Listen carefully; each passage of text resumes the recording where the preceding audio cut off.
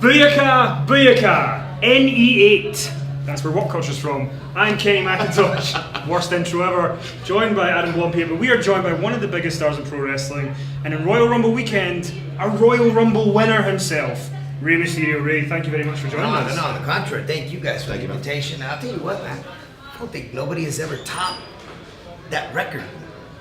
No. There might be one coming up. Maybe, but you won the Royal Rumble in 2006. I think, we were talking about Royal Rumble winners, and your situation was quite unique because obviously the tragic passing of Eddie Guerrero, and that kind of played into the story of you getting into the Rumble, getting that number and looking up to Eddie and kind of representing him. What are your memories of that looking back now? We're past it, almost a decade over it. You won the Royal Rumble, you went on to WrestleMania, won the championship. What are your memories of it? I'll tell you what, I was just actually watching a couple videos earlier today, and it feels like it was yesterday. I can't believe that it's almost been a decade, or quite over a decade, and those are memories that they just never leave your mind. They never leave your heart. You keep them with you. You cherish them for the rest of your life, and that's exactly what I feel. That moment right there, that winning the Royal Rumble and winning on the spot at WrestleMania it was a tribute match, a tribute to Eddie. At every times I felt Eddie was right next to me. I mean, the Royal Rumble's so unpredictable, and from our understanding, it can be quite unpredictable backstage. Like, if you check the odds now, this year's Royal Rumble, one of the most unpredictable Rumbles ever. The odds are changing drastically all the time. You winning the Royal Rumble, was that something that was put in place weeks, months in advance? When did you find out that you were going to be going to WrestleMania? That very night. That very night. Yeah. It came up to that point. It came up to that point, and I've never been the type of a person that wants to know what's going on. Sure. Wait, get to the arena, put on your gear. Okay, what are we doing today? So things were given to me that night.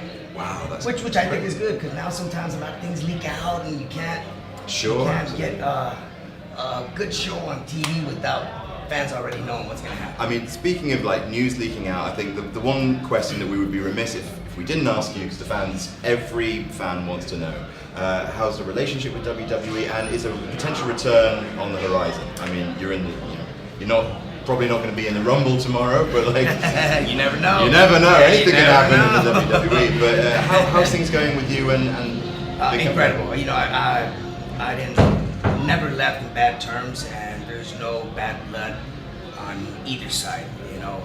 If anything, I'm more than thankful for the opportunity given to me. It was 14 years of good career, great career. I made great money. My fan base grew incredibly. Rey Mysterio was worldwide known after he stepped on the big stage of WWE. So I'm very thankful, and vice versa. There is communication, but as far as a comeback anytime soon, no. Because of course you're working with so many companies at the moment, AAA, Lucha. Does any company feel like a home promotion to you at the moment, or are you just kind of freelancing? Or yeah, I like to have control of my schedule, and that's something that I didn't have much to do when I was in WWE. I was constantly on the road, and I love being at home. I love being around my wife. I love seeing my kids grow up. My kid now, we just started training last week for him to break into the business. Wow. So that to me, that's my goal right now, to get him ready. Are you hands-on training? Oh, yes. Wow. Right on. I need to ask you this, because obviously in WWE as well, they've tried the last few years to almost replicate the Rey Mysterio, formula, because they had Sin Cara, right. They now got Kalisto, and it's not really seeming to click as well as it did with you. Do you think part of the issue with that is that they're trying to make someone too similar like a Rey Mysterio, and that maybe, and if another guy's going to come along and be a Mexican star, a mass star, that maybe they need to allow that person to develop their own identity more? I've always said, and no disrespect to Kalisto or to Sin Cara or to any of the mass wrestlers that are representing WWE right now, but you can never duplicate an athlete that has already been through so much and done, paid off his dues to become who he is. You can't duplicate an Undertaker. You can't duplicate a Shawn Michaels. You can't duplicate an Eddie Guerrero. and you can't duplicate a Rey Mysterio. You know, you can make somebody else, but it is just hard to find somebody with those same acolytes or characteristics. You know, there's a lot of masked wrestlers, but you know, with me personally, this has been in my blood since I remember. 2 years old, so I'm hoping that these genes I can pass over to my son, and he'll eventually take that secret formula and run with it. Would it be important though for your son to not almost be another Rey Mysterio? Would you want him to do something different than you, or would you want him to carry on that legacy in that way? There's nothing specific as of right now. You know, I just want him to get comfortable. I want him to learn the basics, and I'm gonna let him to choose whatever he feels that he wants to do.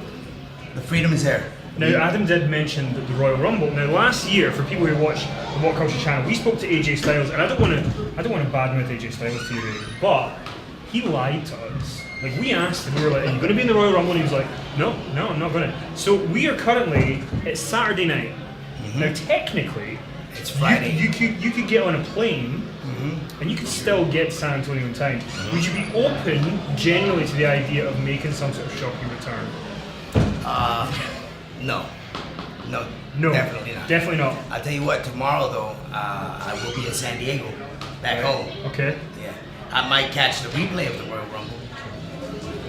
That's honest to God. That's all you can say. So, I mean, you're looking at WWE right now. WWE's got the Cruiserweight division, and of course you were a center point of probably one of the best Cruiserweight divisions, or what's certainly one of the kind of most widely recognized.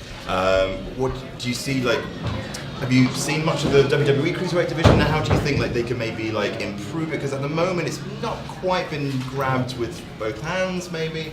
But like, how would you compare your like what they're going through and like what you went through in WCW? You got to remember too that the Cruiserweight division now has been around on NXT more than in WWE itself. But when we started the Cruiserweight division, we had Malenko, Jericho. So I mean, it was just crazy. It was stacked. But it had already been going around in WCW for years by the time it made it to WWE when they bought us out. So fans were already into it. They loved that style. And besides, it was a style that was breaking into wrestling for the very first time. So now I think it's just exposure and time. You know, you got to give it a little bit of time before the fans can adapt to that new style. And yeah, exactly. You know, establish each character. There's a lot of new faces on WWE. A lot of new faces, and I think only time will reveal, you know, the true product. And I hate to be the bad guy because we're getting cut from time here. I'm going to get speared or something if we don't cut here. But we do want to say we are very much looking forward to having you on April 29th in WCW. Likewise. I hope that we don't get any 619s on us. Like, we can hopefully avoid that. As long as you're on my side, we're all good. Always. But we're here tonight at Dominant Wrestling. You're having a great time. You're here last year at 5 Star. Thanks for watching. What's your Twitter handle? Twitter at Rey Mysterio. Instagram 619 I am Lucha, and Facebook at Rey Mysterio as well. That's all the plugs. We'll be back soon. Thanks for watching. Booyaka 619. We're never going to stop doing magazines called wrestling. It's time for issue 4, the first magazine of 2017. And to celebrate, we're looking back on the wrestling year that was, including end-of-year awards for best and worst matches of 2016, best and worst wrestlers of 2016, best and worst feuds, and many more. Also, a gigantic career retrospective on AJ Styles, Dixie Carter's crimes against wrestling, and how WWE should have booked the road to WrestleMania 2016, written by this sexual Catherine Wheel. As ever, the magazine is available now to order at shop.whatculture.com. For the love of God, buy it.